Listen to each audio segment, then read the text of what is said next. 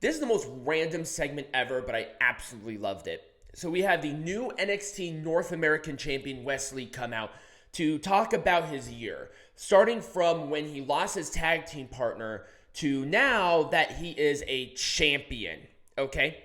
So they were talking, and then Grayson Waller comes out and basically says that he technically won the match, which, if you saw Halloween Havoc, he kind of did. Sort of. I don't know. It was a very strange match.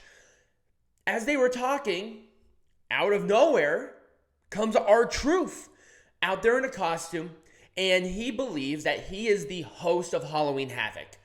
The interaction between the most random three people that you could possibly think of, Grayson Waller, Wesley, and R-Truth, was so fluid, so funny, and so compelling. I just couldn't help to laugh and smile and get into it with the crowd. And R-Truth is great. Grayson Waller responded awesome.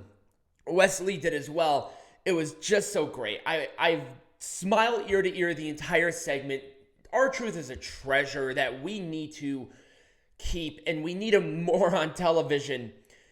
So as they were talking, Grayson Waller tried to attack R-Truth. R-Truth did the splits. Wesley got involved. The heels ran off the babyface ran off the heels. I couldn't have written this better, because this sets up Grayson Waller, R-Truth for next week, and you have something new. It's something fresh. It's something different. And people are like, oh, well, that's kind of weird. I cannot think of any better way to not only get Grayson Waller into a new program, but give R-Truth something to do and Wesley into a new program. Because if these three are going to continue to have interactions, I want more of that. So this whole thing gets a thumbs up from me. I was so excited.